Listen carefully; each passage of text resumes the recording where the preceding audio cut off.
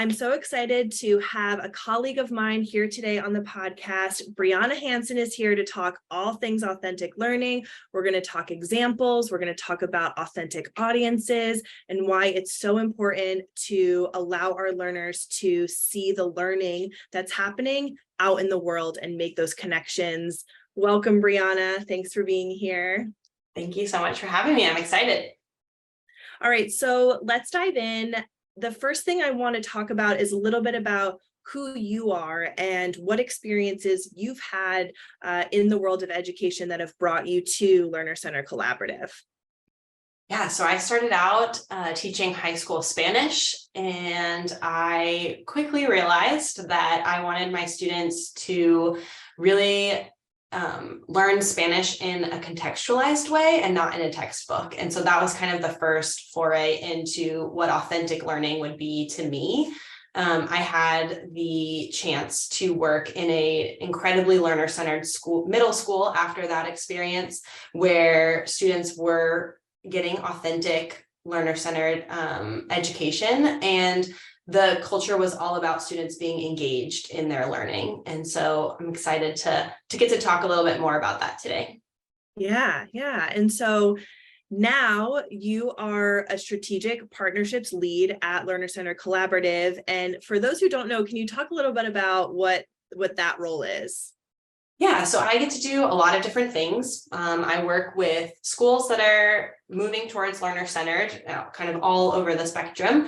And then I also am really passionate about building our resources that we can share with our partners. So lots of toolkits, blog posts, what are the workshops that we're doing for educators, and really so that they can have access to the examples and the tools and the resources that they need to implement some of these really great practices in their classrooms. Yeah, I think that's something I love so much about your role specifically is you are often inspired about what you see out in the field. And then when you come back to the organization, that inspiration turns into a tool, a blog post, a playbook, things that reduce friction for educators and for leaders to make this work possible. So we're grateful for the work that you're doing. Yeah. Okay, now I'm going to ask a little bit about your why of learner-centered. So before we dive into authentic learning, which truly is just a piece of this larger framework, what is your why of learner-centered? Why do you think it's so important? Why do you think it's a game changer? And why are you doing this work? Yeah, I think school works for some kids. It worked for me, and so I never really thought about it. But as I got older, it was not working for my brother, my little brother. And in my first years teaching, it was not working for a lot of the students in my class. And I really didn't want school to be about, I have to do this to get into college, which was what it was about for me. I have to do this because my parents tell me I have to do it. I want it to be about what you are learning for yourself and how you're growing as a human. And so I think that for me, it's really important to do this work and make sure that education and that life is working for more kids. Yeah, I love that. And it's true. And I think what we're working on is not just saying, here's the way that we think school should be. We're actually saying, let's shift the power dynamics that we're actually co-creating the space so that it's not just educators having a say in how school should work. It's that learners also have a say in how school should work for them. Mm-hmm. Yeah, absolutely. Yeah. So let's talk authentic learning. I'd love to hear how you define authentic learning in the work that you do out in the field. Yeah, I think authentic learning is about real world learning. It's what is the real world connection so that we aren't, the purpose of education historically has been just this compliance, right? We want you to be able to follow instructions. We want you to be able to do X, Y, Z so that you can go out into a factory essentially. And that is not the life that we live in 2022. And it's not the life that any of our kids are going to live. So how can we be connecting the real world to learning very, very young. Preschoolers can be doing real world learning. It's not something that we're preparing you for. You are in the real world now. And so how can you be building those skills that will be relevant and important to you for life? Is I think the biggest thing that comes to mind when I think of authentic learning. But the other piece is that a lot of learning happens in silos, where we read our textbook and we take our test, and that's just very individualistic. And authentic learning is about collaborating. It's about how do we work together with other students to learn from each other, to make meaning together, to accomplish a task together. Because I think, as we all know, as adults in the real world, we don't do things just by ourselves individually. We rely on a lot of other people and need a lot of other people to accomplish what our goals. So I think having that be a part of education from the start is important. Yeah, absolutely. Absolutely. And something I often hear you talk about is an authentic audience. So there's authentic learning, but part of that is having an authentic audience. Can you talk a little bit about what that means to you? What is an authentic audience? Yeah, so, we do a lot in school that the teacher sees, and that's great, but that's just one person, and it ends up eventually in the trash can. Every teacher has had that experience where you give a paper back to students and they just put it in the trash can on their way out the door. And that's not meaningful for the teacher, and it's not meaningful for the students. So really thinking about, what is this work that I'm asking my students to do, and who's going to see it? How are they sharing it with the world? Writing blog posts and things like that, that can really be seen by a variety of people and used in the real world, I think is an important element of authentic learning. Yeah, absolutely. And, I know I didn't have that in my own education. I think for me, I grew up dancing. And so I would have these experiences at school where I would be learning, and then I would turn in a test in math, or turn in something in science, or even biology, or things that I was learning that could be applied to dance, but then they never were. And then I would drop my backpack off and run into dance class. And then I had this whole other life where I never saw the connection between school and dance and home and community. And for me, that's why I'm really passionate about authentic audiences is, I was one of those kids that say well, what do I need this for? I didn't connect the dots. I didn't see the connection between school and community. Yeah. And it's also not just how is school connecting to dance, but what are you learning from dance that can be brought back to school? It's this idea of really leaning into what students are learning outside of the classroom. So not just bringing that into the classroom, but expanding where we're learning. Absolutely. Well, I'd love to get into some examples. I feel like you've defined it really well. I understand what you mean when you say authentic learning, but I love an example. I love a tangible, concrete example of who's doing this out in the field. What are they learning? What's working, and what can we take away from that? So when you think about your portfolio of partners, the people that you get to work side by side with, is there anyone that comes to mind that's doing authentic learning really well? Yeah, we are lucky to work with a lot of schools that are doing authentic learning, I think. But the first that comes to mind right now is a partner I'm always excited to talk about, which is Embark Education in Denver. They're a micro middle school, and they are embedded in 2 shops. And so that's their language. They say that they're embedded in 2 shops because the school is actually in a coffee shop and a bike shop. And that's where students go to school every day, and they work in those shops. So it's really not just students going out in the community, but the community being a part of the school, which I think is just in and of itself an authentic learning experience.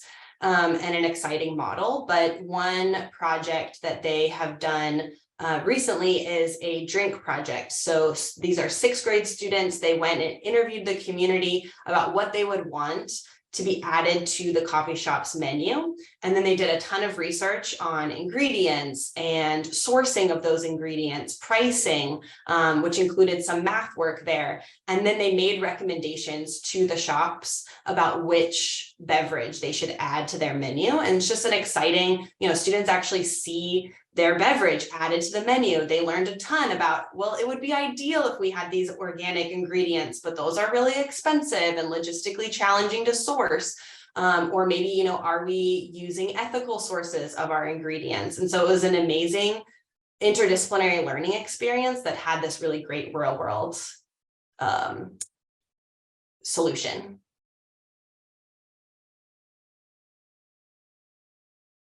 And so what I wanted to ask you about is, I think that that project is amazing. You know, I've been to Embark Education. I am just blown away at the ways that they've been able to connect their community with their learners and the other way around.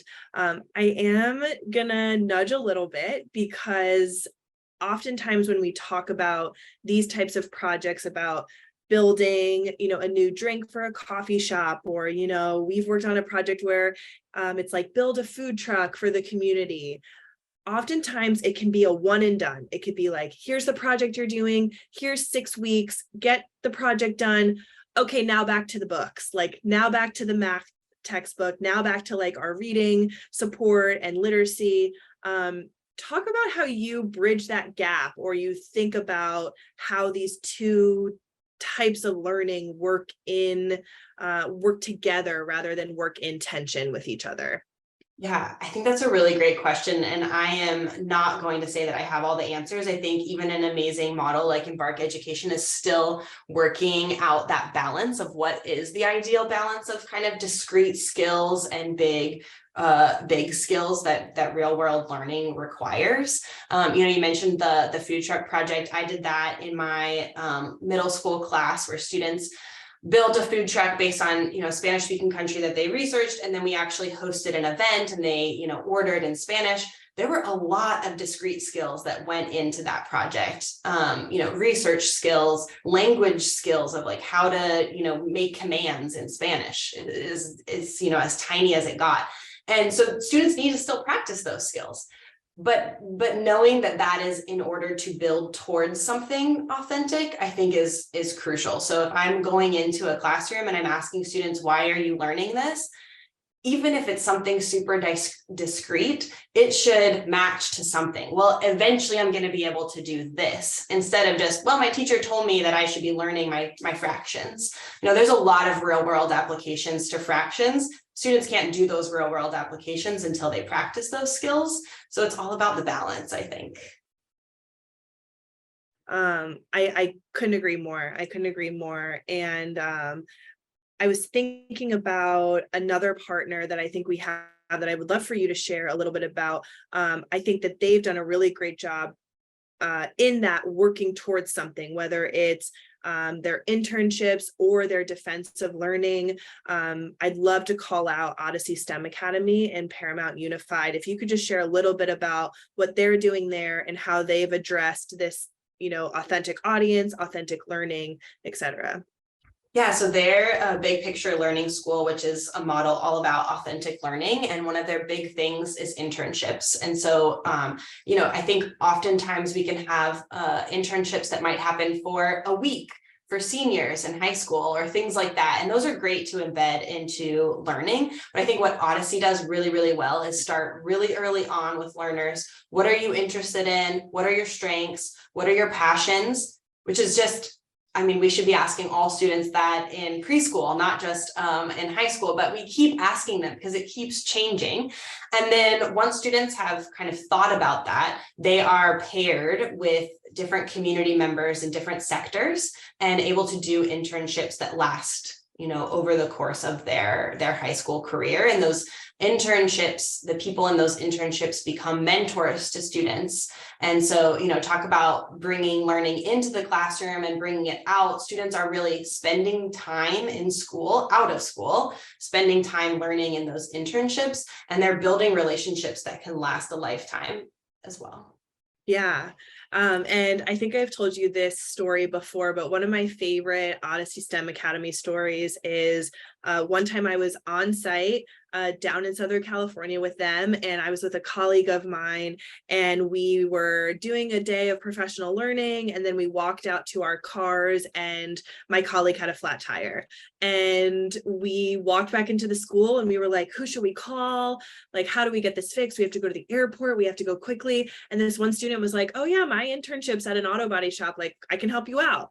And so here's this like 15-year-old, 16-year-old kid like on the ground with me, helping me change my tire. And for me, it was just this moment of like, oh, this is why this works. Like this student is acquiring like knowledge and skills outside of his four walls of the classroom, but not only acquiring them, able to apply them. And like the confidence that he felt showing an adult like how to do something that I clearly don't know how to do on my own was amazing. It was truly inspiring for me. Yeah, that's it. That's the podcast. That's authentic learning. No, I think the other thing to note though is that, Odyssey is giving that student the space and time and connections to do that type of an internship.